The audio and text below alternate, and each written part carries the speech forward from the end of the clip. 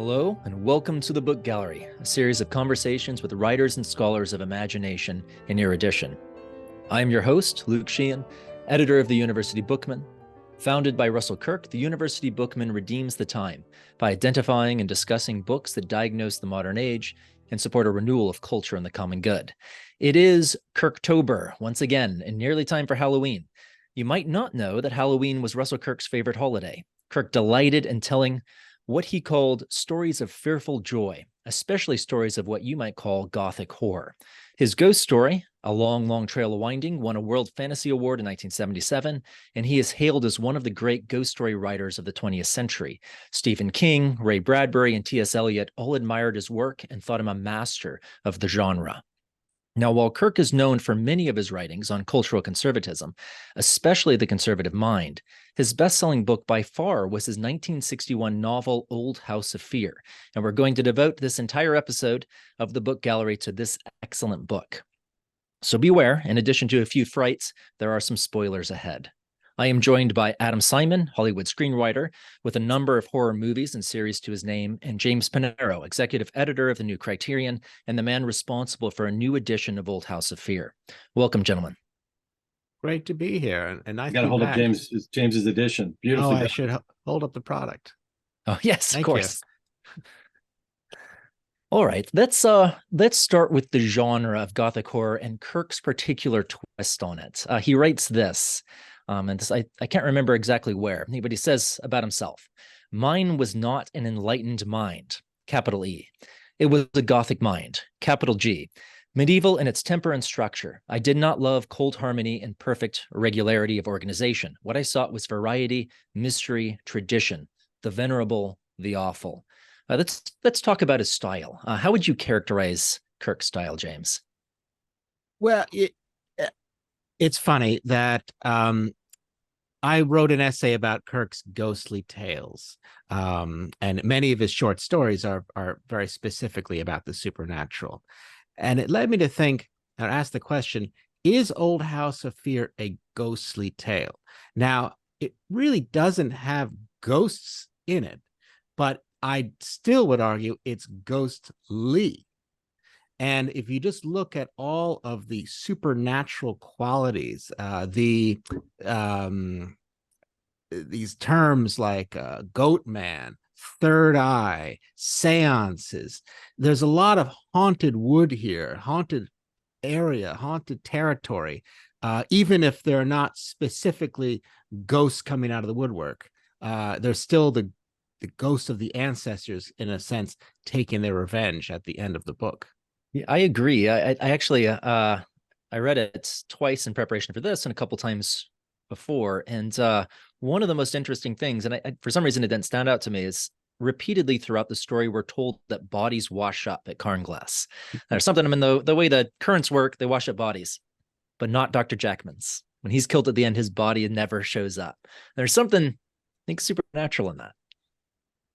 Well, he's definitely a supernatural, fiendish figure, isn't he?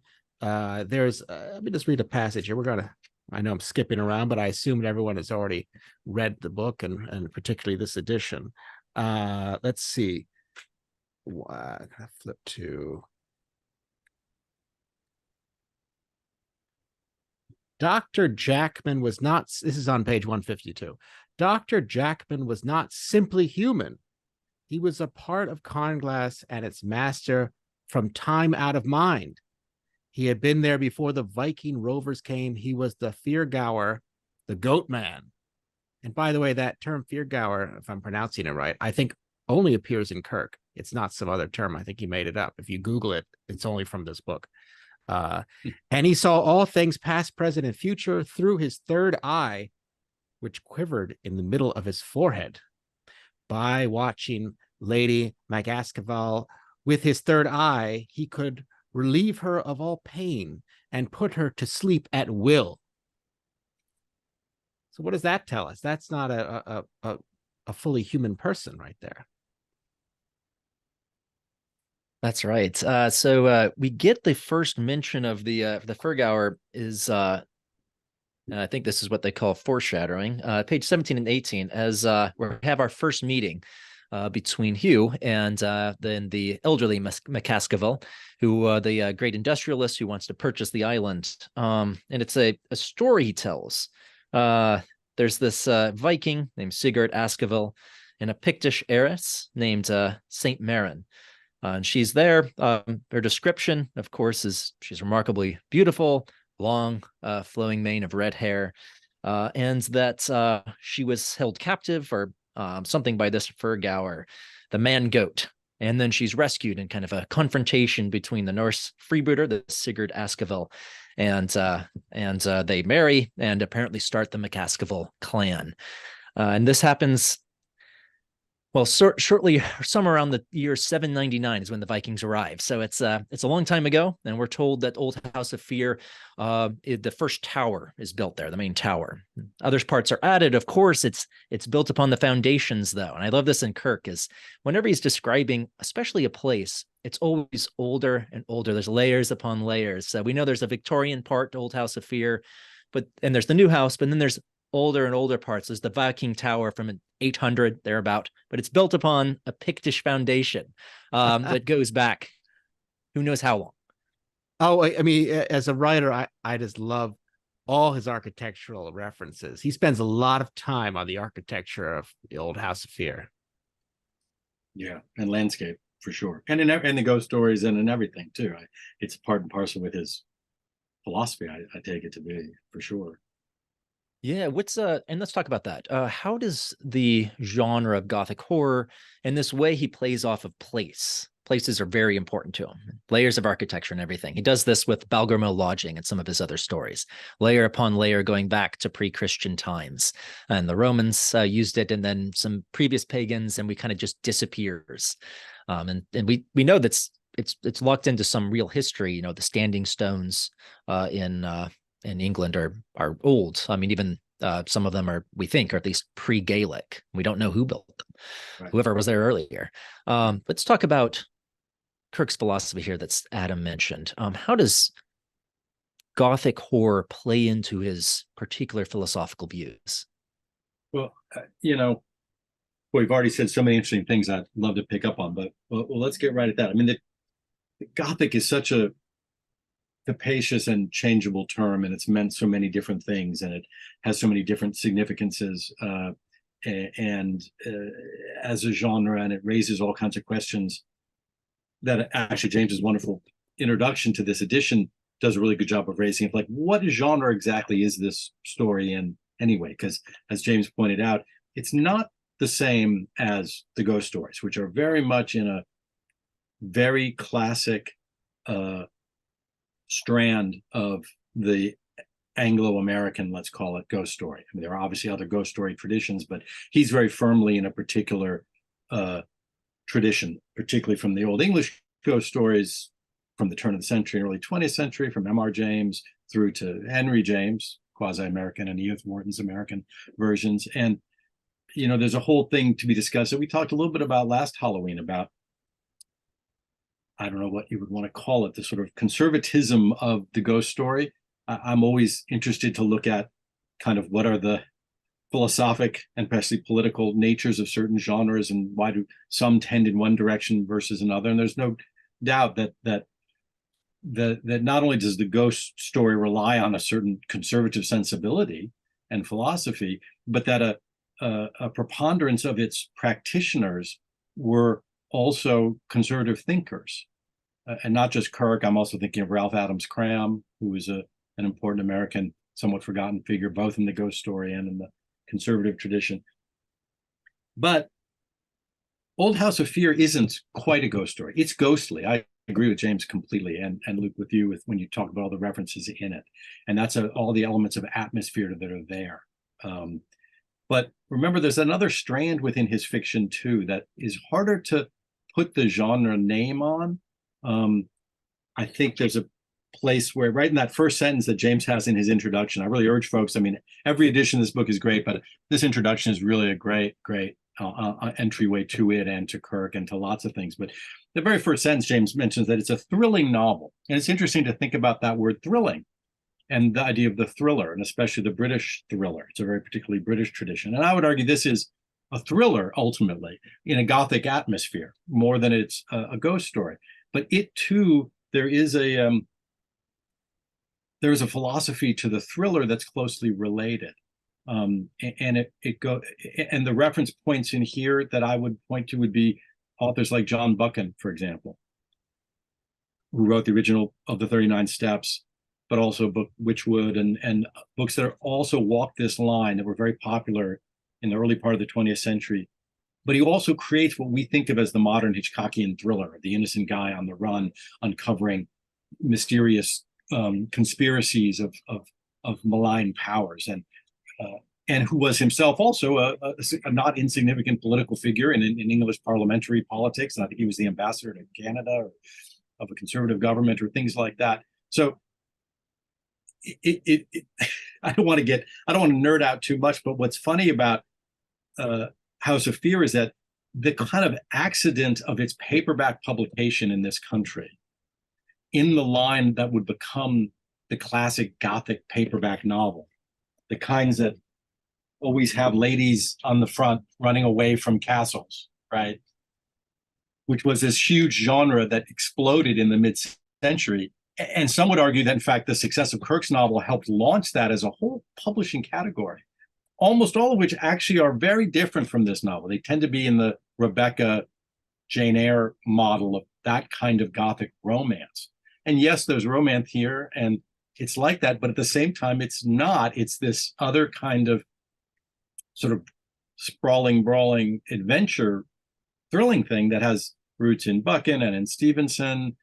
You know, Joseph Conrad would be a late practitioner of it. You know, that's a, I'm not saying it very well, but that's a kind of parallel and not unrelated tradition. But that equally is probably both as connected to and as illuminating of Kirk's philosophical world. And I'm thinking of the other ones, the Creature of All, I'm going to forget that all the book titles there, but he's got another one that's almost like a Flashman-like, adventure novel that in which a number of the other characters appear. And there's others that are not strictly ghost stories, but that, like this one, have this adventure element to it. And I guess if I had to bring it all down, ignoring completely your good question, Luke, about landscape and atmosphere, which we should come back to, it's that this spectral, I think the phrase Kirk uses, and James, you quote it, about what's the sort of modern man losing his spectral nature or his spectrality. And it's interesting, that's a term that's come back in kind of critical thinking lately too, the spectral and the specter, which is ghostly, but not just that, but that has to do with, yes, recognition of the more than what the world appears to be, and the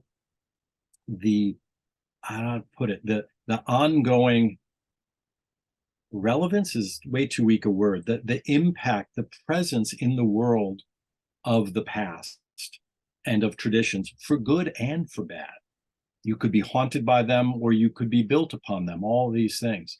And finally, I'd say just that image you had about the going, both of you referenced about the house itself going down through layers. That's a really classic, and that comes from the straight heart of the horror tradition back through Poe, Lovecraft, who he was very, very aware of and reading, who has many stories where the protagonist explores deeper and deeper into the architecture and the archaeology of his home, only to discover the hidden roots of who he really is, or who what the world really is. There's so much, I think, Buchan in here. The 39 Yes. Steps, absolutely. Poe, as you say, with the architecture. And in fact, there's a scene later in the book where our hero gets kind of trapped in a bottle-like cistern or cave deep down under the castle. So it's like the soul of the place. But he does escape from this stomach, and eventually. I would also say the book is in the inscription of the original book.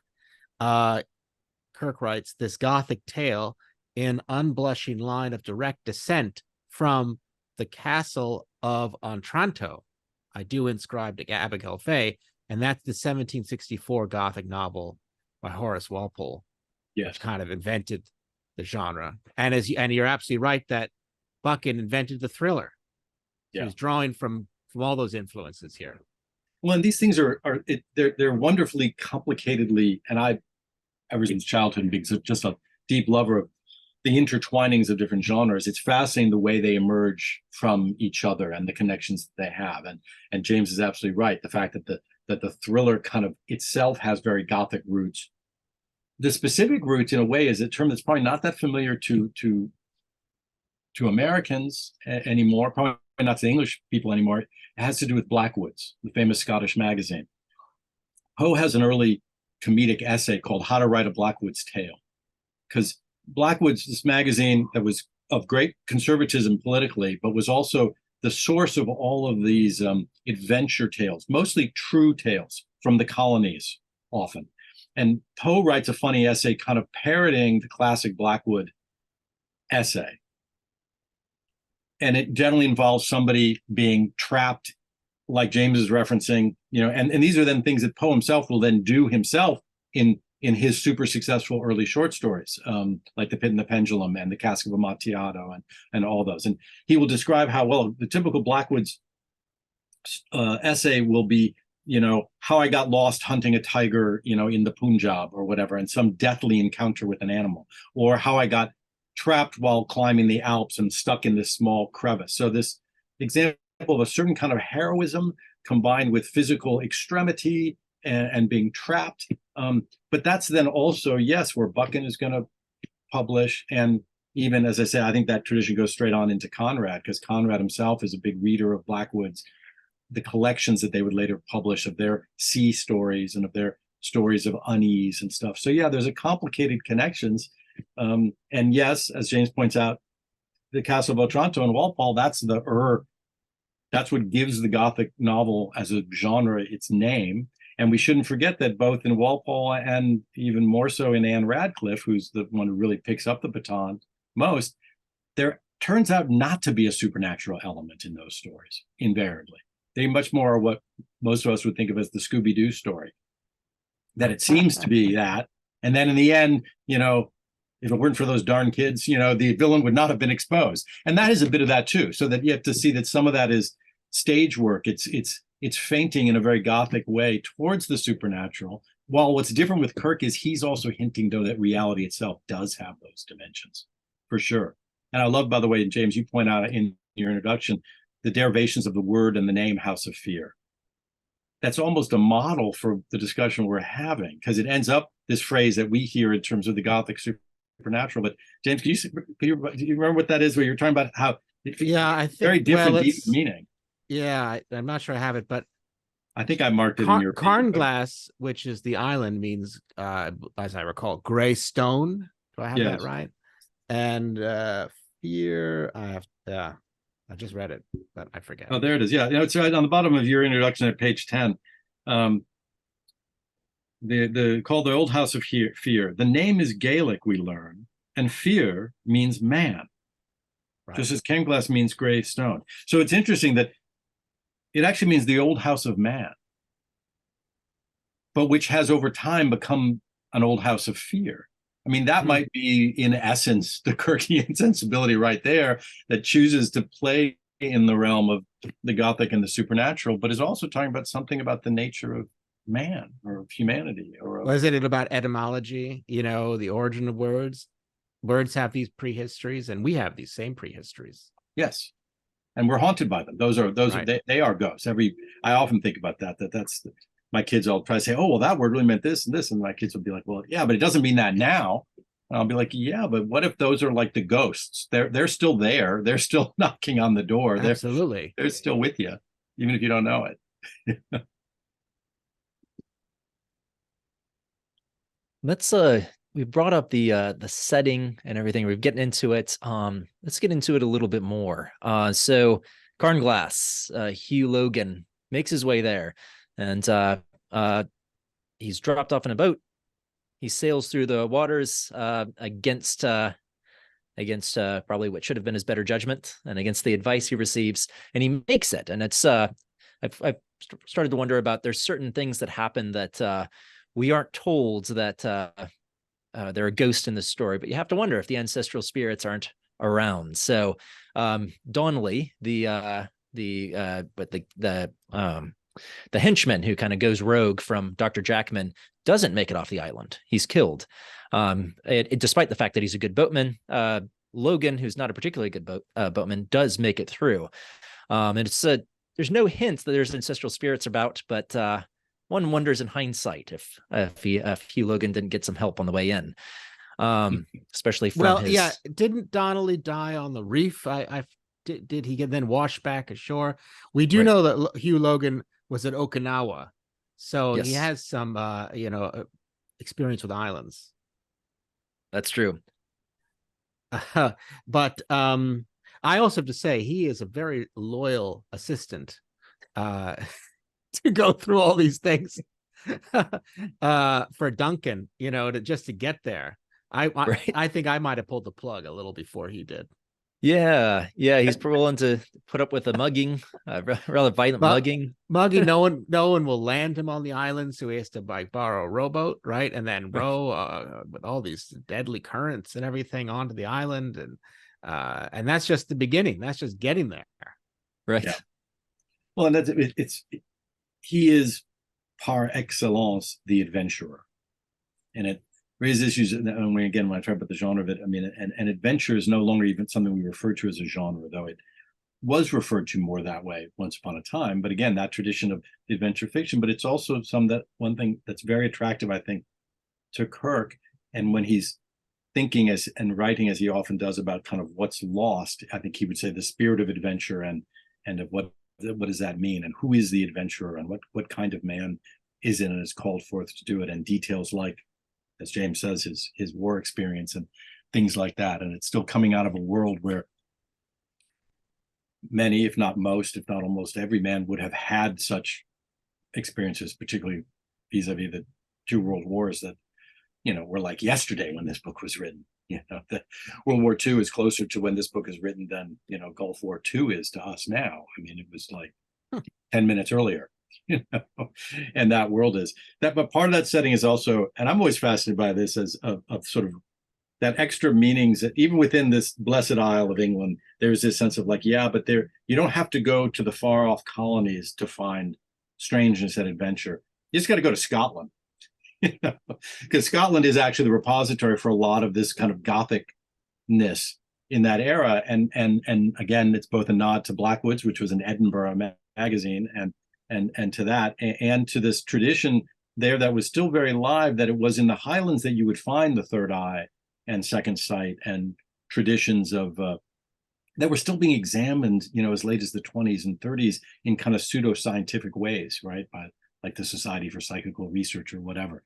One of you far more learned guys than I would maybe could answer the question of, is there some relation to the Scottish Enlightenment and the Scottish philosophical ideas, and both in their conservative and classically liberal senses, and the fact that in that same period, Scotland is somehow the repository of the older traditions, whether that be the old king, the old religion, or the old pagans, or these other old beliefs, are those somehow, is it just the same fertile ground that they come from, or, is there Gothic nature there?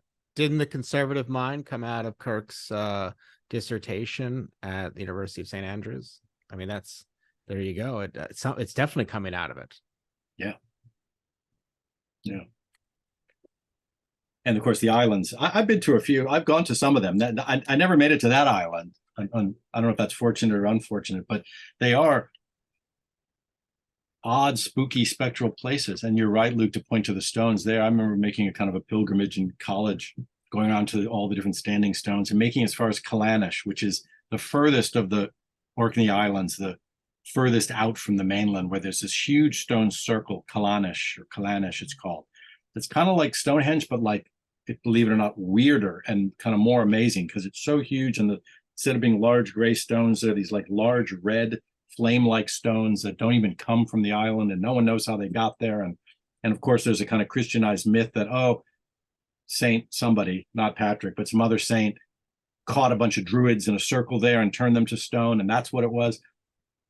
But there's no doubt that the islands in particular carry this aura of the old world and the other world in ways that even the mainland does not. Well, I'm curious about what the island represents. I'm going to read a paragraph from page 180 in this edition, and then we could talk about it. Fear, it crossed Logan's mind, is the normal condition of man, after all. Quiet ages and safe lands are the rare exceptions in history. Nowadays, the tides of disorder were gnawing at whatever security and justice still stood in the world, quite as the swell around Carnglass sought to bring down that heap of gray stones to the mindless anonymity of the ocean. With growing speed, the brooding specter of terror, almost palpable in Carnglass, was enveloping the world. This island was the microcosm of modern existence. What is he saying? That's such it's an interesting, deep passage. I don't quite know what he's saying about it. I mean, I think that's fantastic, James. I mean, that might be the single key passage, and it's one of the most key passages in the whole book, and one that absolutely, I mean, I think what I'm pointing towards, because in part, the very description of the first part of that is also a description of kind of the background to the adventurer, or to the consciousness of the person who is going to engage in adventure. That fear is natural, that sort of man against the elements, or against what the unknown, and all these things.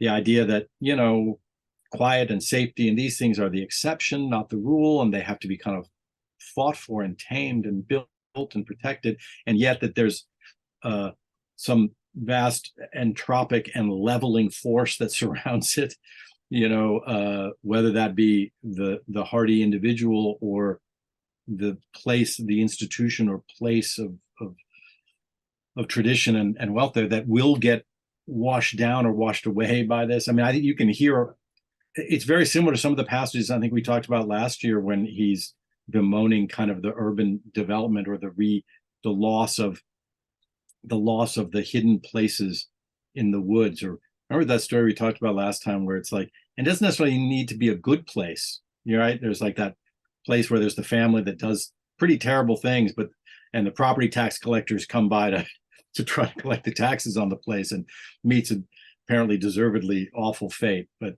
that's one of the things I most value about Kirk, is that he doesn't put a rosy glow on those things either. He's totally okay with the fearful, strange quality of these things that modernity is losing, and he still regrets it, and still thinks they have to be defended, or should be defended, even though they might not be, you know, so nice.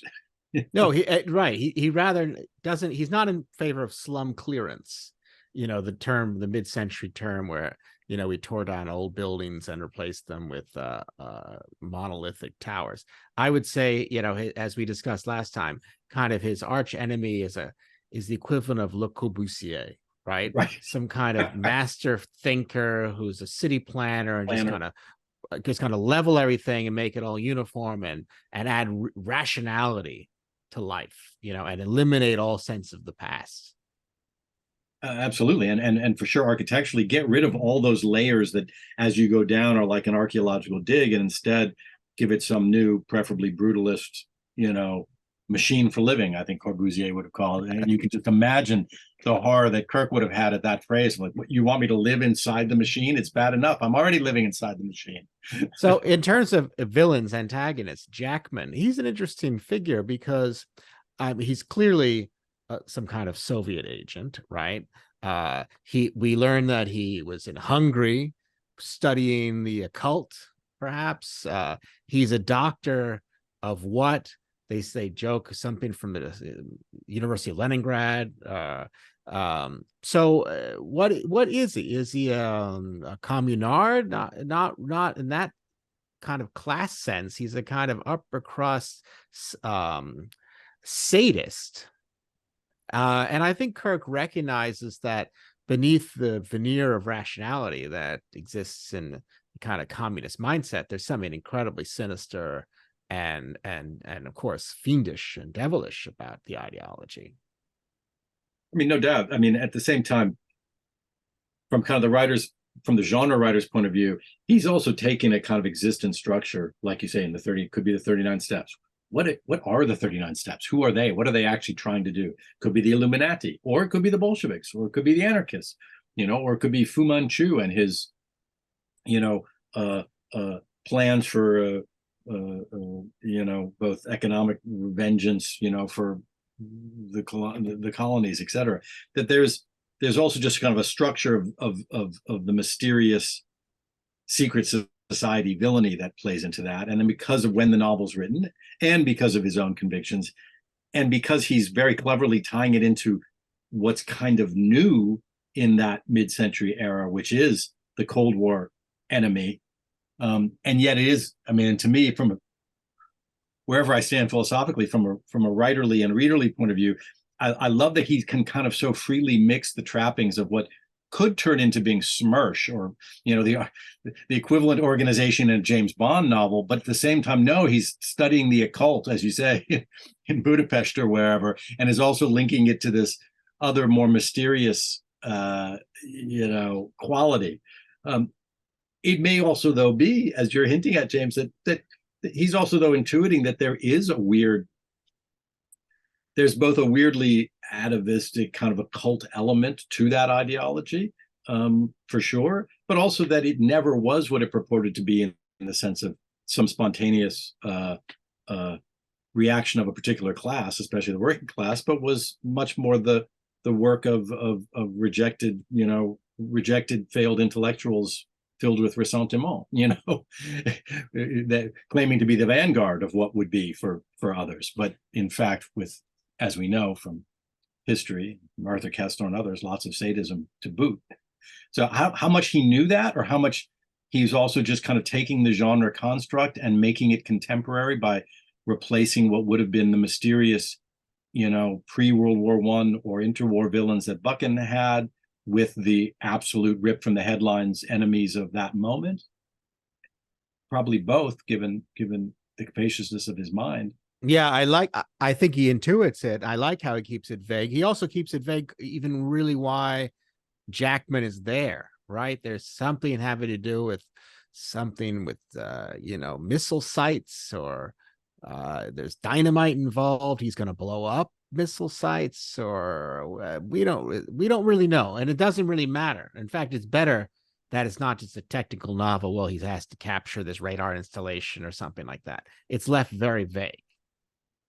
It is, and at the same time, like I said, to me, it's just, I've got no better word for it than delightful, the way he takes this really classic, traditional, atmospheric setting, and at the same time, freely paints in things that, as you're saying, could be as at home in a James Bond novel, or a peer of, in a different way, of his, Alistair MacLean, super popular British writer of that era, who's writing things like The Guns of Navarone and Puppet on a Chain, that are very similar and have very similar covers, though with fewer women with flowing hair, that are at their heart these kinds of Gothic adventures, but with contemporary geopolitical enemies. Isn't it interesting that we have conservative writers who turn to fiction to say what they want to say, in addition, to prose, to nonfiction writing? We have Kirk here with several stories and novels, and I also think of William F. Buckley Jr., who had his own line of novels that were very popular. Many of them around a character named Blackford Oakes, who was a kind of a James Bond Yale man. And I always heard that Bill did it because he didn't like the leftward inclinations of Le Carré, so he wanted to have his own kind of more, Buckley-like hero. And I actually worked with Bill on one of those books. It wasn't a Blackford Oakes novel, but it was a novel he wrote called Spy Time, which envisioned Kim Philby as the arch enemy, the one who got away. And it was it was a kind of novelization around the head of counterintelligence of the CIA, a real figure named James Jesus Angleton. So it was kind of, Angleton was kind of torn apart by Philby, and kind of became paranoid because of that fact. So I think Bill again was saying things through his fiction, just the way Kirk is saying things, saying it through his fiction. That's for sure. And I remember growing up reading, just amongst the kind of mixed paperbacks that my parents, who were politically not at all aligned with Buckley, much more would have been on the Le Carre side of things, but they were still reading the Blackbird Oak books at the same time they were reading the Matt Helm novels, or the Travis McGee books of John D. MacDonald, or the James Bond novels, or all of those thrillers. What's intriguing to me, again, because I'm a genre guy, is that I think that's traditionally always been true. It may have been lost along the way as these things became more purely commercially, that you can see even from the roots of some of this kind of political thinking that it's being expressed also in fiction. I mean, to take an example in some ways from kind of the other side would be someone like William Godwin. Go all the way back to Godwin, right? Mary Shelley's father, who's writing, works that are almost at the sort of Tom Paine level of but even more radical political radicalism. But his bestsellers are like The Old House of Fear. He's writing what are proto-Gothic crime novels, sort of comparable to something like Les Miserables, but a bit more almost pre-John Buchan like. I'm forgetting the name of his one that was most famous, that's often seen as one of the first crime bestsellers of all time. But he's quite naturally expressing, he's making a living, but he's also expressing these ideas in the form of not just fiction, but specifically what we would call, though they wouldn't have then, genre fiction. That is, certain types of tales of adventure, horror, romance. There's something about those kinds of stories. And I think you could dig into almost any genre and find those different strands. And there's a particularly conservative strands of it. And you could even point to different strands. Within science fiction, there's clearly like a libertarian tradition within science fiction. There's equally a very much a kind of social democrat, tradition in it. And there's a anarchic traditions that. Well, I was going to say H.G. Wells. I think science fiction often lends itself to a more left-leaning critique. It does. And it does. If you look at the Time Machine, that's what that is, right? And the War of the Worlds is War of the Worlds, an incredible critique of the empire, where he says explicitly, like, oh, what if something arrived here that was as much advanced of us as we are, or imagine ourselves to be advanced of the people that we've colonized, and were to treat us more or less the way we've treated some of those people. I mean, he's halfway to Fritz Fanon or something. You know what I mean? You're right. And science fiction often, because of its belief in progress, at least technical progress, inherently has sometimes a left or sometimes merely a liberal direction, in the sense of a belief that there is progress, let's say. I think in general, horror, the ghost story, but horror in general, and to some extent the thriller, tend towards the conservative side, because they have a more negative, perhaps, view of, they have more doubts about the idea of progress, more doubts about the unintentional consequences of what people do, more doubts about human nature, perhaps, whether it's inherently good or not so inherently good, or whether there's original sin, things like that. So I think that's, as I kind of referenced in the tweet, that's why I think there's not only a politics to genre and genres of politics. I'm fascinated by the way writers and thinkers sort themselves out. And I wonder if we could actually ask these folks also, what were they reading? Is it reflected in their reading taste? Like, you knew Buckley, so what did he read for entertainment, do you think, if he read in these areas at all? Yeah, I think he read more of these thrillers. Right. I think he liked the genre. And I think he and Kirk also understood that you could reach whole new audiences writing this way as well. And Bill also had successes with his books. I think he was able to pay for his lap pool in his house with God Save the Queen, or one of those early Blackbird Oaks novels. So they like having success with their books too. Yeah. But somehow they never made those ones into movies. Imagine, like, there's an alternate world somewhere where there's a whole blockbuster series of 60s, 70s, and early 80s movies starring that character. Well, look, when the Marvel universe is exhausted, there's the Buckley and Kirk universe. Exactly. Filmmakers. Well, I know the Kirk universe for sure. The ghostly ones. I wondered that with Kirk too. I mean, he obviously, I don't know enough about the man, and I'm always anxious and eager to learn and read more, but it's clear from the internal references how much of the ghost story tradition and of what I would call the Blackwoods tradition of like Buchan and Conrad and people like that. He obviously knew that work really, really well. But equally interesting to see, you mentioned, I think, James, or was Luke, the story that won the World Fantasy Award. And I know lots of those folks, or their equivalent folks. That meant that his story was also, and it was published, I think, in the Magazine of Fantasy and Science Fiction, which, if anything, I would have associated with kind of the more liberal wings of fantasy and other things. But he was beloved, and his fiction was beloved and kind of transcended the politics of it too.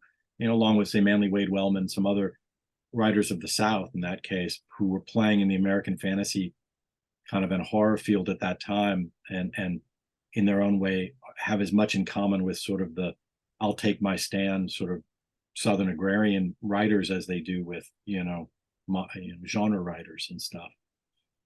But I don't know what else Kirk was reading.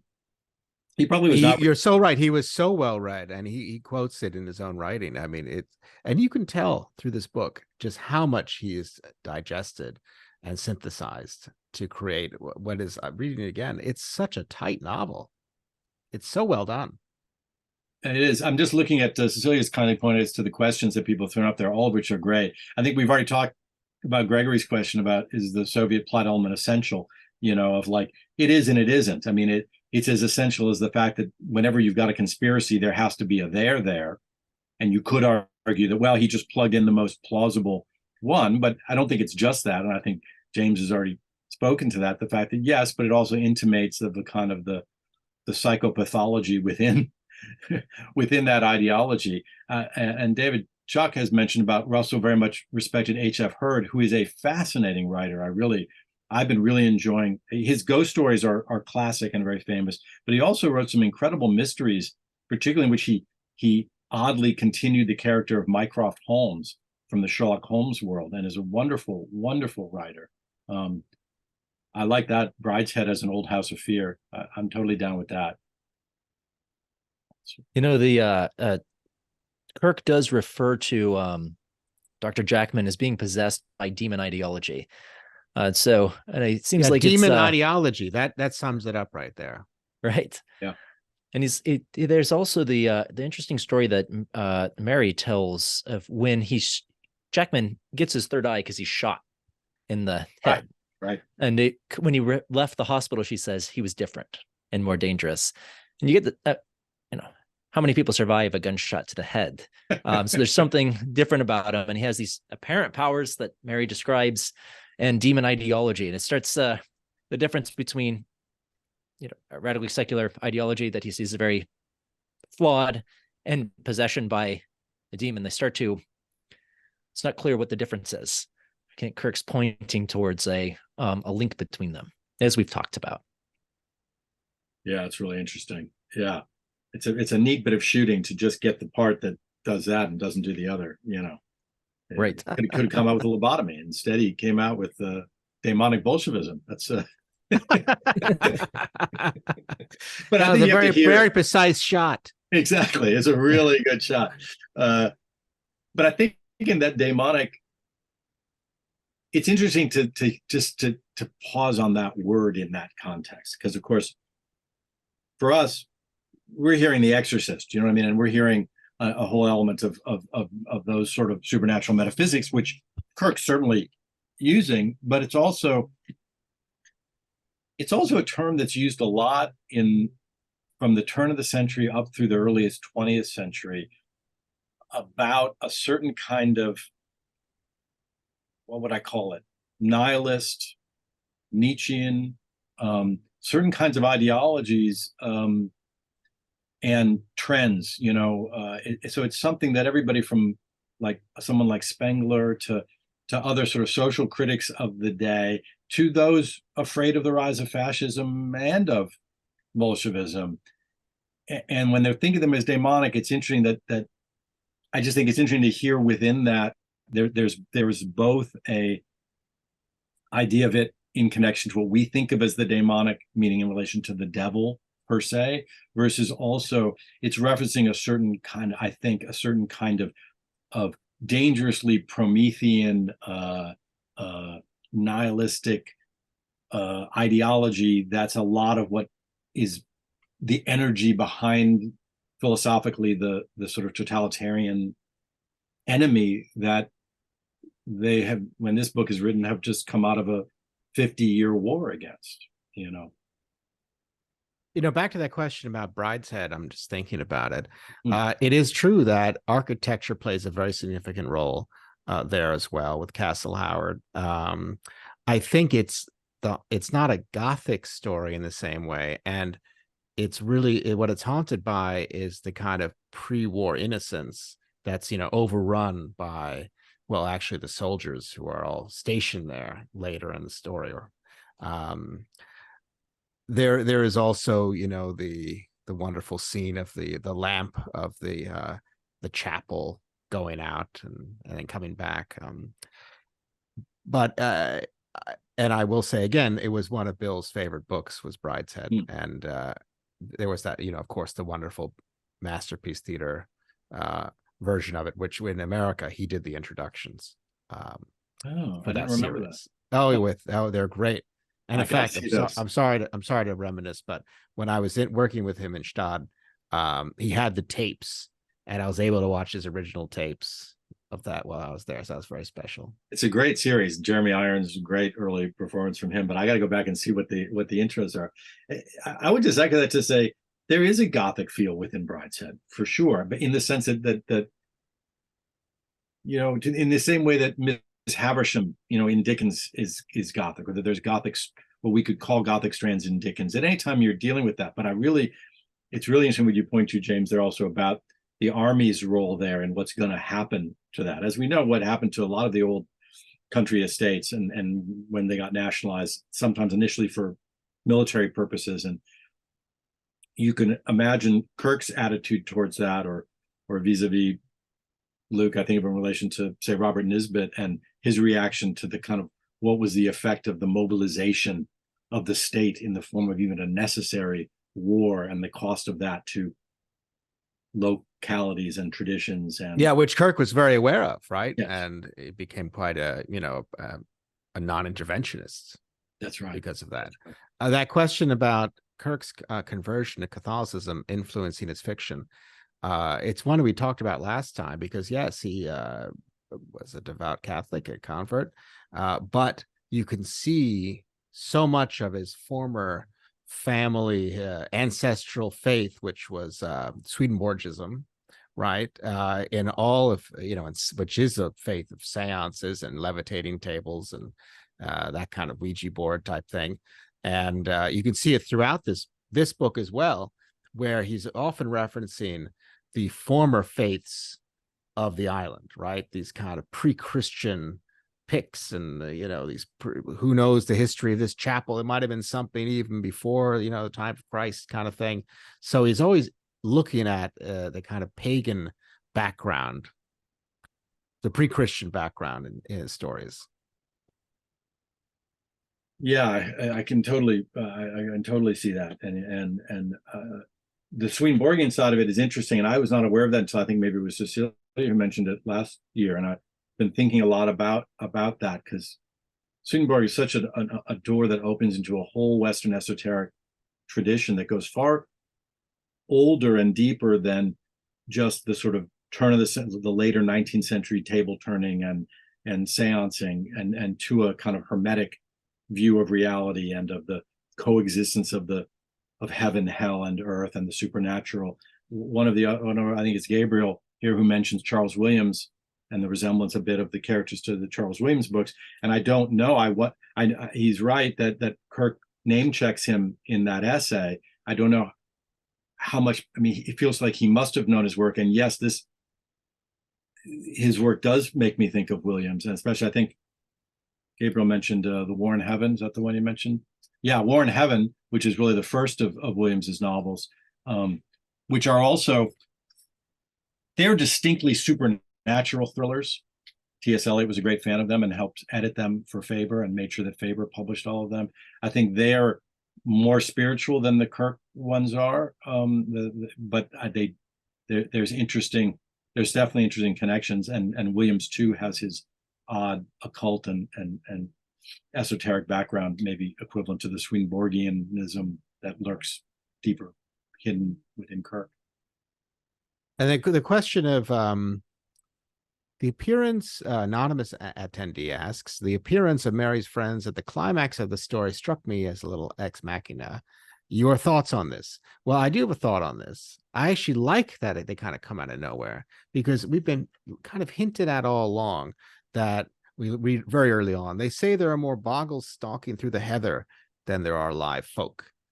I see these figures, and then we also learn about or read about an old Askeval who is kind of haunting the place. I think, are these in fact, living regular people just popping out of the woodwork, or are they kind of like the ghosts taking revenge? I think they could be both. Yeah, I agree. Which doesn't mean that there isn't an element of the Deus Ex Machina, as our anonymous attendee is saying, and that's I have been guilty of it myself. It's sort of built in, and we ought to remove. We don't like that when it feels arbitrary, or feels that it has artificially answered questions that the plot or the characters have not otherwise successfully answered. But we ought to also honor the idea within the Ex Machina, which is, remember, it's the Deus Ex Machina. It's the God in the machine.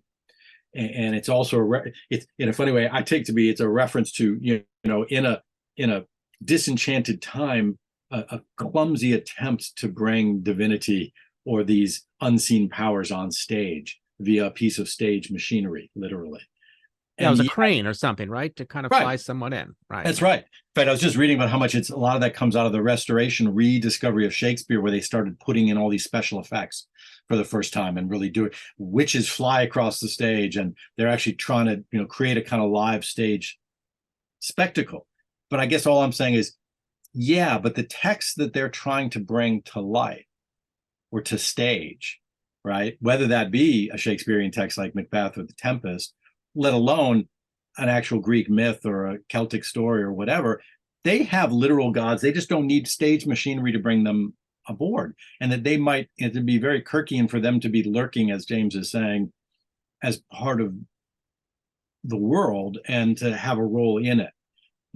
So it could, the answer to that might be yes, but, and I got to just thank David Chuck, who says there that Kirk, he says Russell read all of Williams and was conversant. That's really good to know. Williams is one of the hugest influences for me, and those books are meant so much to me as a writer, but also just as a person. And it's really interesting. It really makes me want to think about Kirk in a different way because of him being potentially conversant with Williams, because Williams is such an interesting and still underread and underappreciated writer and figure. The invisible inkling, as they call him. We have another question here from Len Behrman. Would any of you like to place this within the arc of Kirk's fiction? I'd like to think it matured from here stylistically and theologically. So this is published in 1961. He had a few short stories before this in the 1950s, a lot of them dealing with the slum clearance, which was, I think the Supreme Court had approved of that in 1954, right around there. So it was relatively new. And any more thoughts on that? It seems like his short stories become more theologically explicit, with what looks more like a demon's possession rather than just a ghost, things like this in some of the later stories. I have in mind the one in the Church of the Holy Ghost. Wow. Yeah. I mean, I'm always wary to apply an idea like, I totally get where Len is coming from in using a term like matured, but I'm wary as a creator, especially as a genre person, of viewing works, the arc of a creator's life in terms of the maturation of the work, because it's hard to say, and earlier works may have a raw or less finished element, or may equally have more vigor and more intensity to them. But I think there's another way to view it, which is the difference between the short stories and the novels. Because I suspect that, the short story more naturally lends itself to being able to be more devoted to the idea, more philosophical. They don't have to do as much for the reader as a novel does. Something you're going to be engaged with for a longer period of time.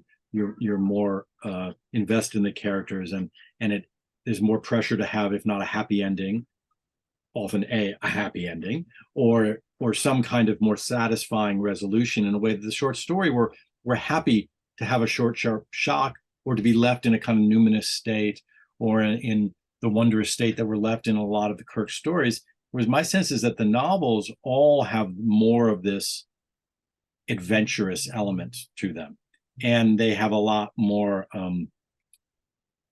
I don't know what the word is. They have a lot more bells and whistles to them that can seem more,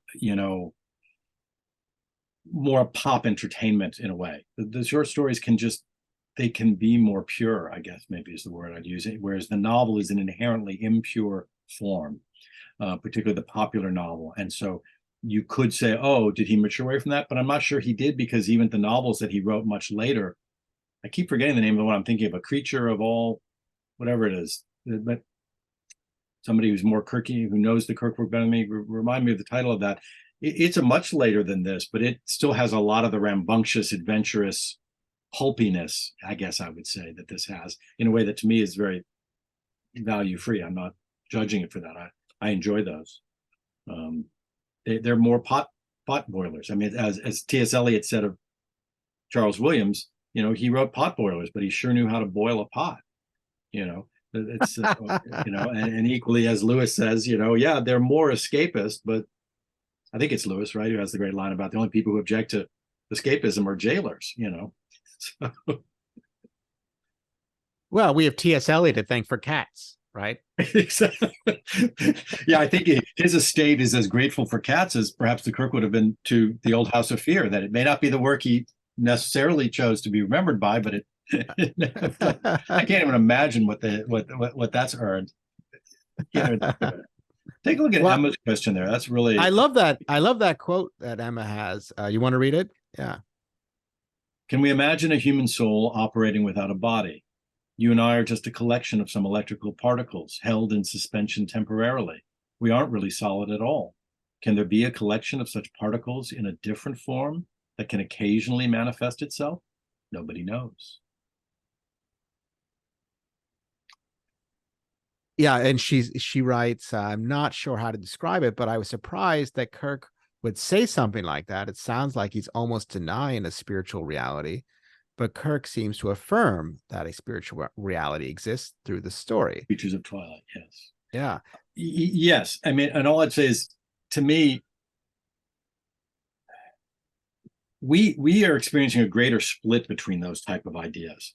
And again, you don't even have to go all the way back to the Swedenborgian ideas, which would be interesting, though. And it's interesting how much he's taking from Jakob Böhme and Meister Eckhart and other kind of a mostly more German, mystical tradition that's actually not unaligned to what will be early scientific thinking via Paracelsus and all kinds of things. But so in its roots, they may not be as divided as they appear to us now.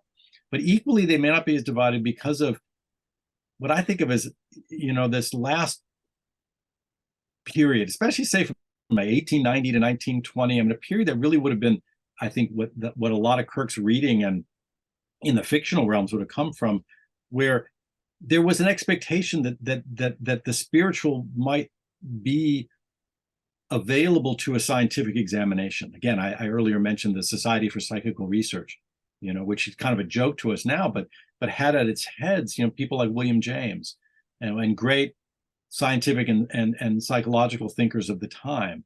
And so I myself would rebuff the idea that to try to think about it in terms like that is inherently to abandon the spiritual. And if anything, it looks back to a tradition that says, do not be split just between body and mind or body and soul, that there might, as lots of folks believed then and maybe now, there might be spaces in between that.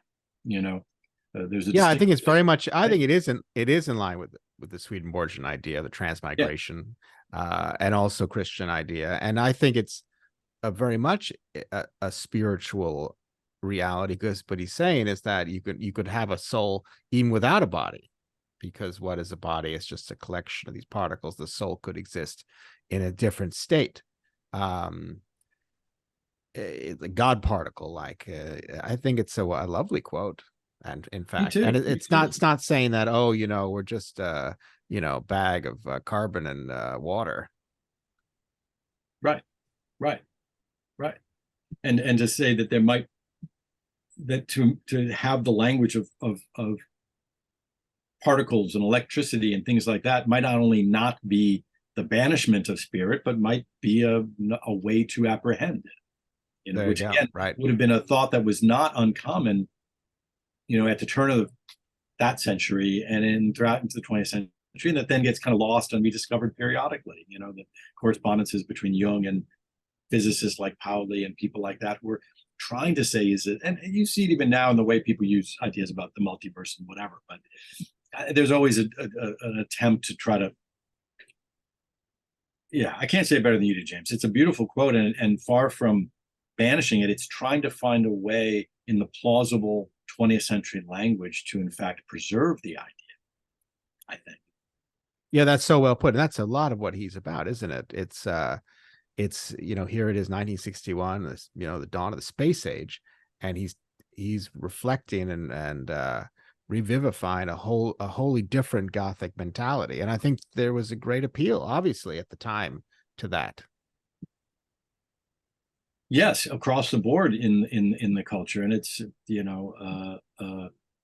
it's always interesting to me, when I try to be objective about the world, which is obviously impossible, to see when this attempt to see, how can I put it?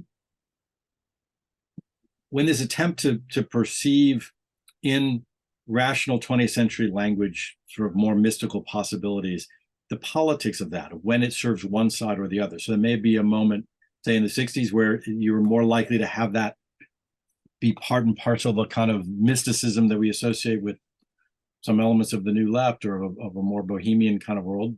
But in fact, before that, it might well, say in Wells's era or the era of the Webbs or of a kind of scientific materialism, would have been a more traditionally conservative way of understanding the world to preserve that.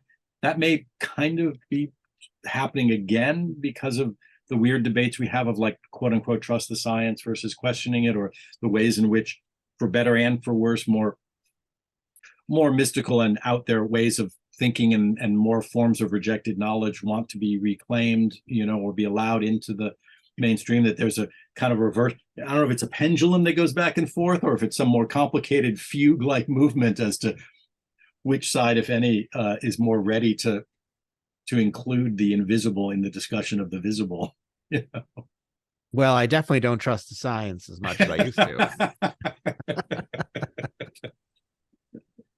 We are getting down to time. Now, I wanted to ask both of you if you could give some suggestions. We have less than a week to Halloween.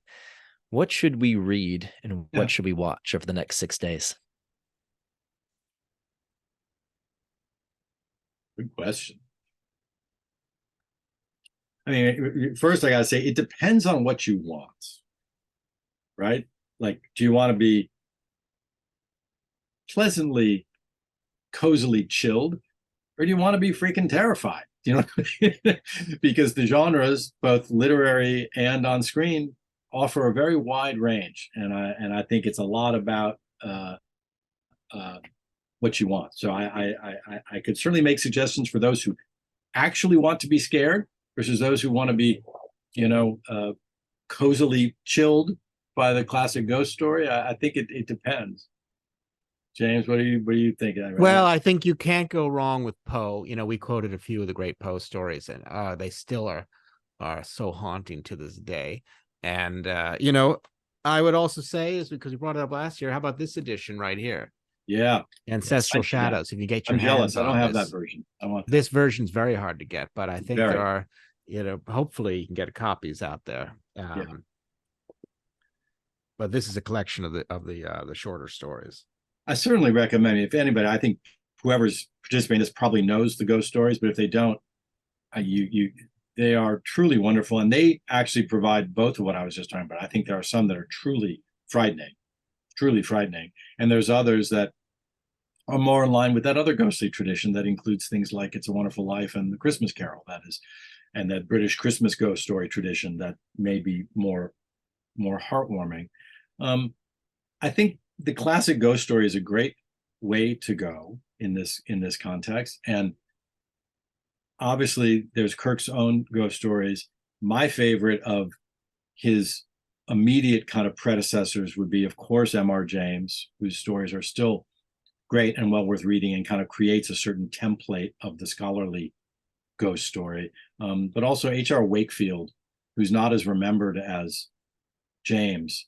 And if you want to taste a contemporary of Kirk's, who was definitely aware of his stories, and I'm pretty sure Kirk must have been aware of his, it would be Robert Aickman, Aickman, who also is among someone who I suspect was politically and philosophically very allied with Kirk, but who wrote very mysterious, kind of modern, if not almost modernist ghost stories, but who still is seen as really the great carrier on, if that's the word, of that tradition. And still on the fun side, the other ones I'd mentioned, and parts on my mind because we're working, I worked some years ago for Fox. We were trying to adapt them into a series, and we're trying it again maybe now via Warner Brothers. There's another contemporary of Kirk's named Manly Wade Wellman. They published together in some of the same science fiction and fantasy magazines, and I'm sure if they never met each other, they certainly would have known each other's works. And he has a lot of wonderful stories, but he has a series character called Silver John, who's sort of a wandering hillbilly minstrel in Appalachia. And he writes these wonderful ghostly stories that feel a lot like some of the Kirk stories, but in which instead of the kind of British and European Gothic traditions, all the ghostly things in it are really Appalachian and Native American ghosts and goblins, as it were. And they're a lot of fun. I think the big collection is called Who Fears the Devil. That's a great one. Have you ever read The Castle of Otranto? Maybe that's next for me. I never have. I just read it last week. Really? Well, there you go. So is it worth it? I've never made it through. Yeah, it's the first one, right? So give an allowance that the genre will develop, but it was interesting to read that, something creepy, something's going on behind the scenes. You can't quite figure out, there's kind of, you can see the Gothic elements coming together there. Yeah. Something's creepy about it.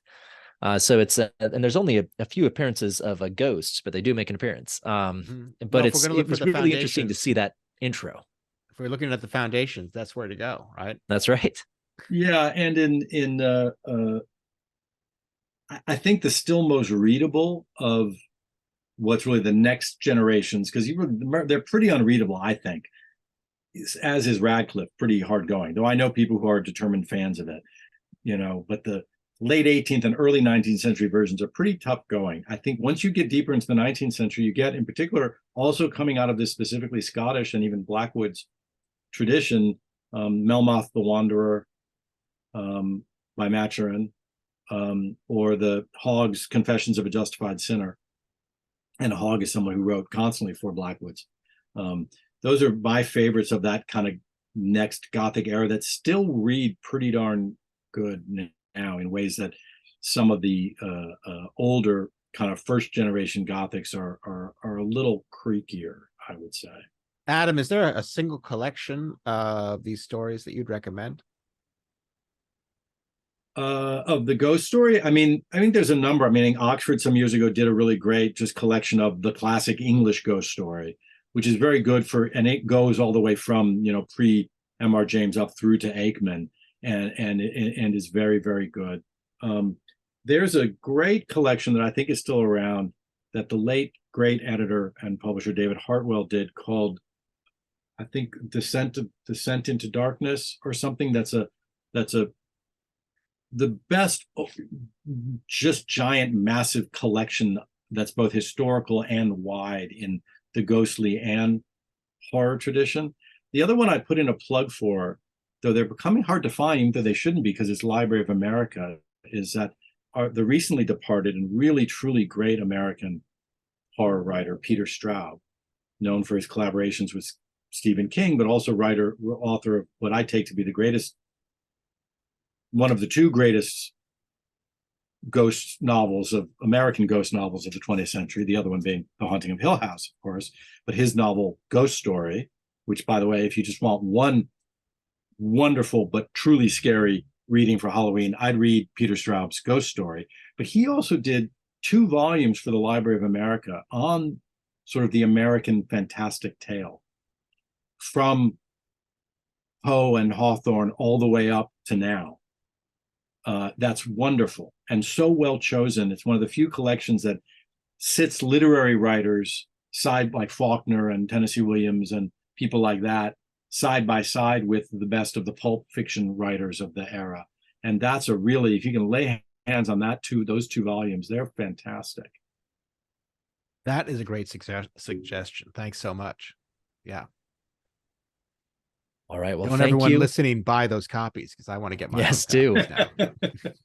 Oh, Le Fanu. We got to say yes. David did mention Le Fanu, who I agree is. We could have a whole other discussion just about Le Fanu, who's as responsible as Stoker for The Vampire, wrote the best ghost stories almost par none, and kind of invented the psychic detective also. So thank you for name checking Sheridan Le Fanu. Look that name up. Those are some great stories. All right. Well, thank you all for joining us, and thank you to our sponsors, the Russell Kirk Center for Cultural Renewal. Please visit kirkcenter.org to learn more about the Kirk Center. You can support the Kirk Center and the work of the University Bookman through the Kirk Center website at kirkcenter.org/donate. Go to kirkcenter.org/permanent-things to sign up for the Kirk Center website email list. And next time on the Book Gallery, we will discuss a new book on civility. We do live in uncivil times, but our next guest, Alexandra Hudson, lays out a framework for how we can achieve true civility, and her solution is as old as incivility itself. I'll see you then.